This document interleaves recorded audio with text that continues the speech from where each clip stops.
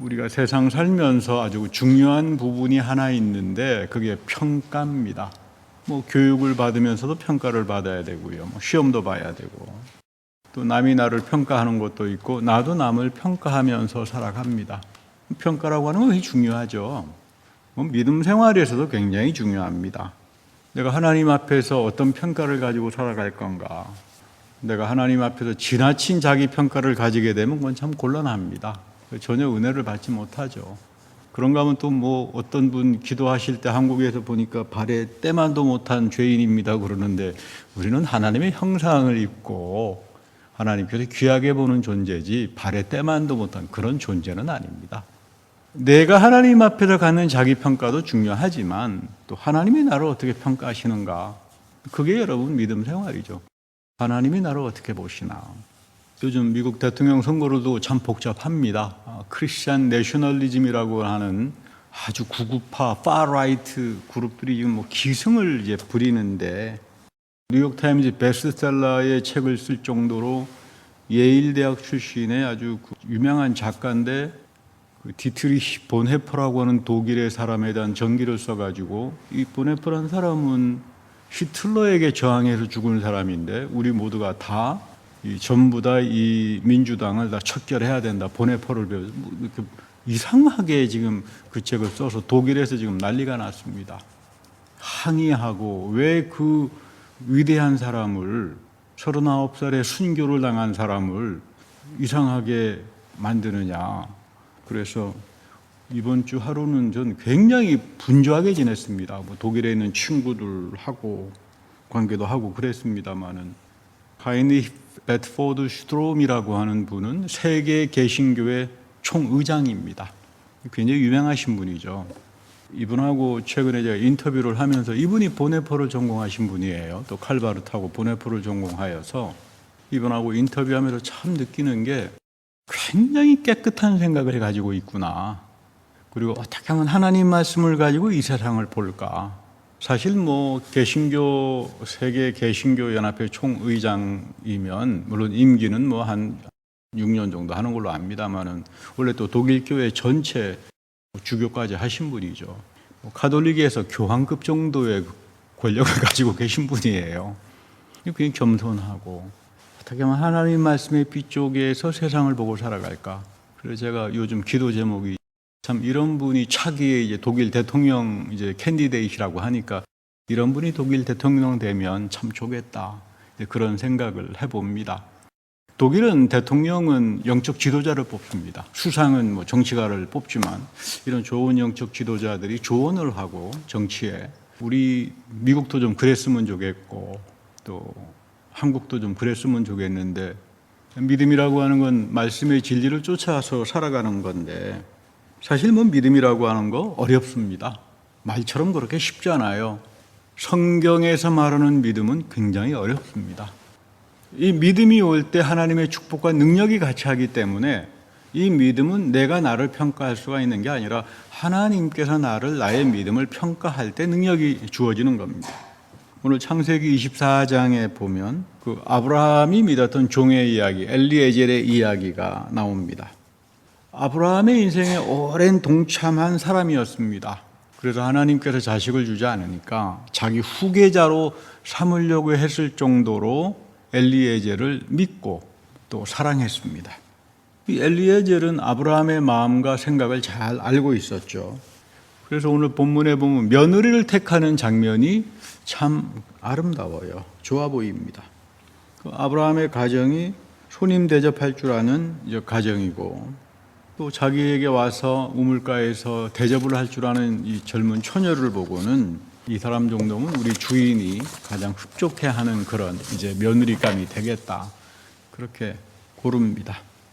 그러니까 아브라함이 직접 고르지 않지만 그의 생각을 잘 알고 있기 때문에 아브라함의 뜻에 따라서 좋은 사람을 택하죠. 여러분, 이걸 가리켜서 성경에서는 순종이라고 말합니다. 이게 믿음이에요.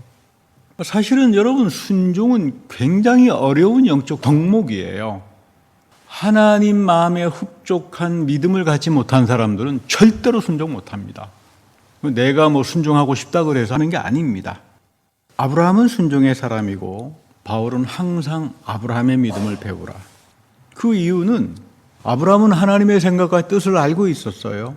묵묵히 실행에 옮깁니다. 마찬가지로 그의 종 엘리에젤도 아브라함의 생각과 뜻을 잘 알아서 그대로 실행에 옮깁니다. 그러니까 여러분, 좋은 믿음이란 무엇인가? 하나님이 나를 좋게 평가해 주는 믿음이란 무엇인가? 다른 데 없어요. 성경을 보셔야 돼요. 성경에서 하나님께서 왜 아브라함을 사랑했지? 성경에서 하나님이 왜 바울을 사랑했지? 왜 다윗을 사랑했지? 하나님이 사랑한 성경의 믿음의 사람을 배워나가는 것이 믿음의 기초입니다. 그건 목회자도 마찬가지고 여러분들도 마찬가지죠. 사람을 보지 않습니다. 우리 목사님 큰 대형교회 위대한 분이니까 저분의 믿음을 배워야지. 여러분, 그거 잘못된 생각이에요.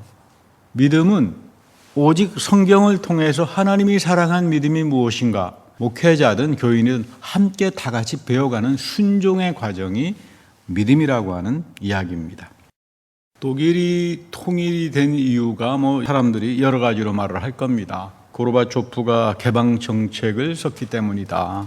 어떤 사람들은 자본주의의 승리다. 이렇게들 이야기하는데, 독일 장벽이 무너지고 곰곰이 따져보면 여기에는 엄청난 하나님의 역사가 있어요. 하나님의 능력이 있습니다. 1983년도죠. 동독 라이프니츠, 그 당시 라이프니츠는 동독에 속해 있었습니다만은 니콜라이 교회라고 있어요. 유명한 교회입니다. 거기에 성도 한 50명, 한 10명에서 이제 박해도 하고 하기 때문에 교인들이 잘 모이지 않죠. 모여서 기도하기 시작합니다. 월요일 저녁 6시마다. 6년 동안 5명, 6명, 10명 모이면서 6년간 기도했어요. 통일을 위해서. 하나님, 우리가 통일이 돼야 하나님도 제대로 믿지 않겠습니까? 이 공산치하에서 우리가 제대로 신앙생활 못 하겠습니다.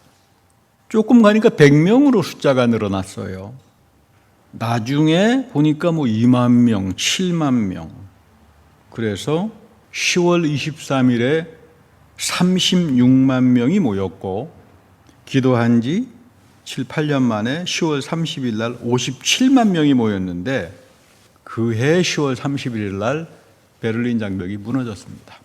이건 굉장히 중요합니다. 성경에 이 권력을 잡은 자들을 위해서 기도하라고 하는 말은 세상 권력을 가진 사람들에게 아부하라 그런 말이 아니라, 국가는 하나님이 쓰는 귀한 에이전트예요. 하나님이 쓰는 막대기다 이 말이에요. 독재 국가가 아니라 좋고 영적으로 귀한 사람들이 국가를 다스려가면서 하나님의 뜻과 하나님의 나라와 평화와 하나님의 가치를 심어가는 그런 의미에서 교회는 국가 지도자들을 위해서 기도를 합니다. 또 해야 되고, 하나님께서 기도를 통해서 세계를 뒤바꿔 나간 가장 대표적인 케이스가 독일 통일이에요.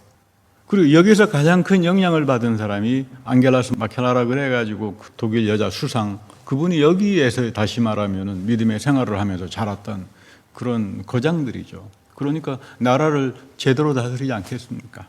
사도 바울은 자기 평가에서 상당히 냉정한 사람이었습니다. 로마서 7장을 읽어보면 참 솔직해요. 로마의 교인들은 바울을 가장 존경했죠. 위대한 하나님의 종이다. 소아시아 온 지역의 교회를 세우고, 그런 사도가 하는 이야기가, 나는 원하는 선을 행하지 못한다. 그리고 내 안에 늘 이 악한 잘못된 영적 세력이 나를 유혹하기 때문에 내가 참 공고하다. 그런데 이런 나의 모습을 구원해 주시는 유일한 분은 예수 그리스도 한 분밖에 없다. 이건 지금 다시 말하면 바울이 자기를 겸손하게 보기 위해 가지고 립서비스하는 이야기가 아닙니다. 내가 나 된 것은 끊임없이 예수 그리스도가 나에게 죄사함의 은혜를 부어주시기 때문이다. 내가 연약하고 내가 넘어지기도 하고 또 내가 잘못된 일을 하지만 살아계신 그리스도가 성령을 통해서 내 마음속에 오셔서 내 죄를 끊임없이 용서해 주시고 나를 새롭게 하시는 그 능력을 입기 때문에 내가 이런 일을 할 수 있는 거다. 굉장히 중요합니다. 바울은 어떻게 자기를 평가했나? 살아계신 그리스도와 자기의 인격적인 관계에서 자기를 보고 살았습니다. 하나님은 우리를 평가할 때 저 사람이 위대한 업적을 가지고 있으니까 세상에서 권력을 쥐고 있으니까 뭐 큰 사업을 하니까 이런 거 안 봅니다. 여러분, 개개인에게 오셔서 너는 예수 그리스도 안에서 내가 너희들에게 베풀어 주시는 예배와 그리고 죄사함의 은혜를 사모하면서 살아가느냐, 이거 보고 여러분들을 기억하고 여러분들에게 믿음을 부어주시고 여러분들을 강건하게 인도합니다. 뭐 한 몇 년 전에 한국에 큰 문제가 됐던 게 뭐 업적도 변변치 않은 분이 거짓말로 자기를 과대 포장하고 국사 교과서에 일도 하지 않은 별로 없는 대통령의 업적을 뻥튀기도 하고 그랬다가 망신살이 뻗친 적이 있었습니다. 망신당하고. 근데 저는 제일 걱정스러운 게 이런 망신을 당한 이런 분들이 거의 다 기독교인들이에요. 엄청나게 사회에 영향을 미치는데 거짓 영향을 미칩니다. 근데 하나님께서 이런 사람 평가 안 합니다. 믿음은 하나님의 진리의 길로 가는 사람들이지, 그건 무슨 세상적인 거 가지고 거짓말하고 뭐 온갖 갖다 붙여가지고 나중에 망신살이 뻗치고 그런 건 아니잖아요. 인도에서 복음을 전했던 맥스웰이라고 하는 유명한 분이 계세요. 인도 언어들이 굉장히 다양하잖아요. 뭐 산스크리트어가 뭐 복잡합니다. 마을마다 다 언어들이 틀리니까 새로운 마을에 들어갈 때마다 새로운 말을 배워야 돼요. 그래서 하루는 어느 마을에 들어가서 힌두교인 한 사람 붙들고 내가 이제 사례는 할 테니까 이 마을의 말을 좀 나에게 가르쳐 주세요. 그랬더니 이 힌두교인이 난 당신 아무리 큰 돈을 줘도 우리 동네 언어를 말하지 않겠다. 안 가르쳐 주겠다. 왜 그러시느냐? 그랬더니 당신하고 함께 말을 한 사람은 다 기독교인이 되지 않느냐. 그러니까 당신에게 내가 우리 마을 말을 가르치면 다 기독교인이 될 텐데 내가 어떻게 말을 해주냐. 우리 힌두교인인데. 진짜 아름다운 이야기예요. 이 사람하고 만나고 대화를 나누면 믿음의 사람이 되고 싶다. 예수 안에서 나타난 죄의 용서의 축복을 나도 같이 경험하고 싶다.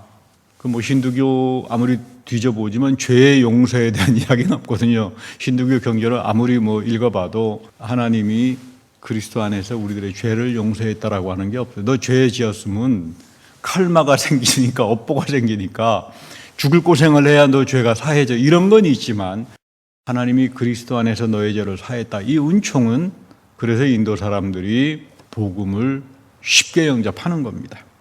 불교도 이런 거 없잖아요. 불교도 뭐 열심히 가서 돛 닦고 그냥 죽을 고생해야 뭐 좀 알까 말까 하는 정도가 되니까 그런 거 보면 우리는 참 쉽게 하나님을 믿는데 하나님이 우리를 위해서 한 지불하신 대가는 상상하지 못할 정도로 큰 겁니다. 그러니까 하나님은 내가 너를 평가할 때는 너는 예수 그리스도 안에서 내가 베풀어 준 그 죄사함의 은혜 안에 거하고 살아가느냐, 이런 사람들을 평가하는 거죠. 바울은 복음에 충실했던 사람입니다. 심지어 보면 하나님의 교회를 위해 수고했지만 고린도전서 9장에 보면 뭐 엄청난 말이 나오잖아요. 내가 남에게 복음을 전했는데 내가 도리어 하나님 앞에 버림받는 건 아닌가. 이게 무슨 말입니까? 우리는 뭐 다 구원받았다고 생각하는데 사도 바울은 나는 복음을 전했는데 내가 혹시 거짓말이나 하고 잘못되게 가르쳐서 하나님 앞에 버림받는 건 아닌가. 이런 의식을 가지고 살았어요. 마태복음 7장에 나오는 말씀이죠. 예수님이 그러잖아요. 주님, 내가 주님의 이름으로 병을 고치고 엄청난 행사들을 했고, 근데 예수님께서 뭐라고 그럽니까? 너는 악을 행하던 자들이다.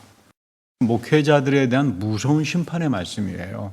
너는 목회자로 살면서 얼마나 정직하게 하나님 말씀을 가감없이 전했느냐가 하나님이 우리에 대한 평가지, 그거 너가 뭐 능력을 행하고 뭐 엄청난 교회를 만들고 뭐 크리스천 내셔널리즘을 위해 가지고 뭐 대통령하고 이런 모든 것들이 하나님이 보시기에는 너는 악을 행하는 자들이다.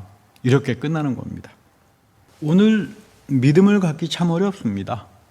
믿음이라고 하는 거, 믿음에는 두 가지 차원이 있죠. 하나는 주여 믿습니다. 우리가 가장 좋아하는 믿습니다, 영접합니다 이런 건데, 여러분 한번 생각해 보세요. 물론 뭐 그것도 나쁘진 않는데 우리 인간적인 차원에서 믿음을 말하는 거죠. 안 믿는 것보다는 뭐 믿는 게 나으니까. 그런데 이런 믿음이 좀 의지가 강해져 버리면, 한 예를 들면 지나가는 한 여성이 너무나 아름다워서 주여 나는 저 여자가 나를 좋아할 줄 믿습니다. 그러고 만약에 집까지 쫓아가서 난리를 치면 스토커라 그래서 경찰이 잡아가요. 그러니까 우리가 하나님에 대한 나의 의지와 헌신한다는 건 참 아름다운 일인데 이게 지나쳐버리면, 말씀에서 빗나가 버리면 하나님이 나의 믿음을 어떻게 평가하는가, 이걸 생각하지 않으면 제 친구 중에도 이런 유형의 믿음을 가지고 있다가 되게 공경을 당한 목사님도 한 분 계십니다. 여러분, 이런 스토커적인 믿음은 안 된다 이 말이에요.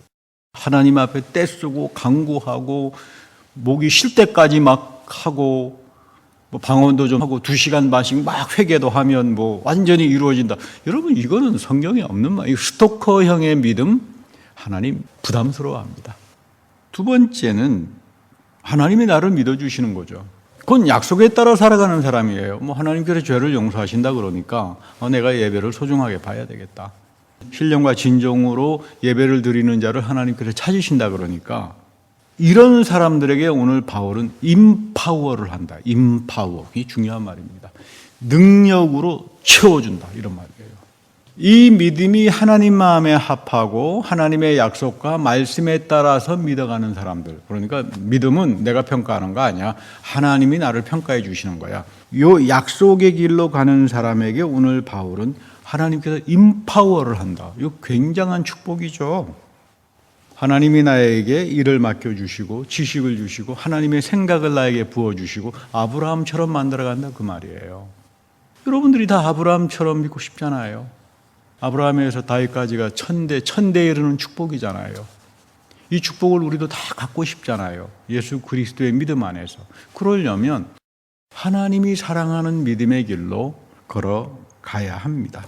그래서 바울도 그러잖아요. 나를 본받으라. 가장 좋은 믿음은 성경 속에서 하나님이 사랑한 사람들의 믿음의 선진들을 본받는 것이 가장 귀한 믿음의 자세입니다. 이걸 가리켜서 순종이라고 말을 합니다. 순종하는 사람들, 경청하는 사람들, 귀 기울이고 살아가는 사람들, 하나님이 나를 임파워링한다. 능하게 하신다. 이 믿음 안에 하나님이 담아주시는 능력이 채워주는 거죠. 여러분들의 믿음은 질그릇과 같잖아요. 그 안에 하나님이 임파워링 해주는 능력으로 채워질 때 그 놀라운 일들이 벌어집니다. 우리가 세상에 살다가 보면 돈도 필요하죠. 건강도 필요하고 여러 가지 정보 지식도 필요하지만 가장 중요한 건 내가 얼마나 하나님 앞에서 순종하면서 그분의 능력을 사모하면서 내 믿음의 그릇에 담고 살아가는가, 이것이 여러분 인생에서 가장 복된 겁니다. 바울은 여기에서 하나님으로부터 인정을 받은 사람이에요. 저는 여러분들 개개인에게도 하나님이 여러분들의 믿음을 인정해 주시고 임파워링, 능하게 해 주어서 여러분들의 믿음의 그릇에 담아서 세상에 나가서 살아갈 때 놀란 주님의 귀한 축복이 있을 줄 믿습니다. 오늘 우리가 읽은 달란트 비유는 참 희한한 비유입니다. 진짜 희한한 비유인데 내용도 어렵고요.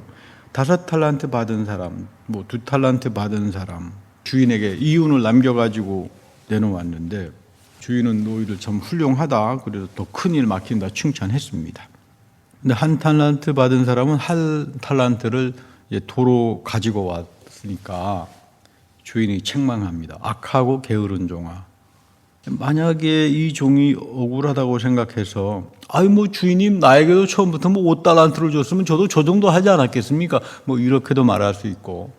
여러분, 이 예수님께서 말씀하실 때의 상황 배경을 잘 이해해야 돼요. 로마의 시절입니다. 식민지의 시절이에요. 우리는 흔히 식민지 그럼 깜깜한 세상이고 굉장한 그렇게 이야기들 하는데 그럴 수도 있겠죠. 근데 로마의 시대 때의 팔레스티나 안에서의 식민지는 상당히 합리적으로 행정 시스템이 갖춰져 있었습니다. 그러니까 여러분, 로마가 어떻게 세계를 제패합니까? 그 탁월한 법과 합리적인 행정 가지고 세계를 제패하는 거죠. 억압적이고 강압적으로 한다면 당장 반란이 일어나가지고 넘어지지 않겠습니까? 그렇잖아요. 로마는 굉장히 합리적. 그래서 여러분 그 로마의 법이 지금 유럽의 프랑스를 거쳐가지고 대한민국까지 로마법으로 전부 다 정리가 되잖아요. 법은 합리성이다. 합리적인 법이 사람을 도덕적으로 만든다. 그러니까 우리가 법을 지키는 거죠. 근데 이 달란트 비유에서 참 중요한 건 뭐냐 하면 순종의 의미가 있어요. 하나님이 보시기에는 뭐 5달란트나 뭐 2달란트나 1달란트나 다 중요한 겁니다. 하나님은 우리에게 모든 걸 다 주셨어요. 그게 크든 적든 간에 하나님은 그 귀한 은사와 은혜를 우리에게 주십니다. 근데 왜 이 사람은 악하고 게으른가? 그래, 너 심지도 않는데 거두지 않는다면, 직접적으로 땀을 흘려서 노동하지 않는 데서 뭐 거두지 않는다면, 그러면 너 그 돈을 은행에다가 별일을 줘서라도 불려가지고 와야 될 거 아니야. 지금 너는 하나님의 말씀이 듣기 싫다고 땅에 파묻어버린 사람이다. 하나님이 주신 은혜의 소중함을 알면서도 이거를 가지고 너는 땅에 처박아 버리고 세상의 생각에 관심을 두고 살다가 이제 와서 변명을 하는 거다, 그 말입니다. 그러니까 상당히 잔머리가 좋은 사람이죠. 아우, 내가 뭐하러 하나님 말씀을 가지고 살아야 되나? 내가 왜 하나님 말씀대로 순종하고 살아야 되나? 아니, 세상에 나가면 재밌는 것도 많고 나를 즐겁게 하는 것도 굉장히 많은데 뭐 가서 예배를 드려야 하나?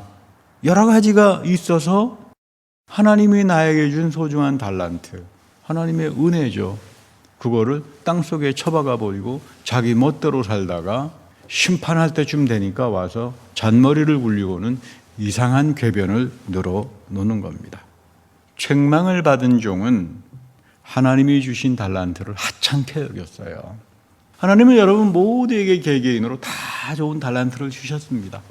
뭐 그것이 세상적으로 볼 때는 뭐 5달란트가 될 수도 있겠고 뭐 10달란트도 될 수 있겠고 뭐 1달란트도 될 수 있을는지는 모르지만 하나님은 그 달란트의 양을 중요하게 안 봅니다. 너는 하나님이 너에게 주신 약속과 은혜와 선물과 이런 것들을 소중하게 여기면서 살았느냐? 순종이에요. 우리가 믿음 속에는 하나님 말씀에 대한 순종이 굉장히 중요하게 담겨져 있다. 우리 보네파라는 사람도 그랬죠. 포로 소용소에서 교수형에 처하기 직전에 남긴 책이 아주 유명한, 나는 하나님 말씀에 순종했기 때문에 히틀러에게 저항했다. 마지막 신앙 고백입니다. 성경에 나오는 아주 아름다운 말씀이잖아요. 내가 뭐 세상에 내가 순종을 하겠느냐. 하나님 말씀에 순종해서 예할 건 예하고 아니요 할 거는 아니요 한다. 이런 것들을 통해서 하나님이 우리의 삶을 능력 있게 만들다. 엠파워를 한다. 우리 미국에도 한때 아주 유명한 맹인 가수 한 분이 계셨습니다만은 뭐 지금은 돌아가신 걸로 알고 있는데 이분이 아주 감동적인 간증을 한 적이 있어요. 장님이 나를 인도하면 100m 전방에 뭐가 있다 이렇게 말 안 한다. 옆에 물이 있으니까 조심하세요. 한 걸음 한 걸음 층계가 있으니까 발을 여기 올려놓으십시오. 나를 인도하는 사람을 내가 믿고 한 걸음 한 걸음 걸음을 옮기면 나는 목적지에 아무런 문제 없이 도착합니다. 그러니까 나는 하나님께 순종하며 살았고 내 인생에서 하나님은 나의 믿음의 순종을 통해서 상상하지 못하는 놀라운 임파워 역사를 일으켰다.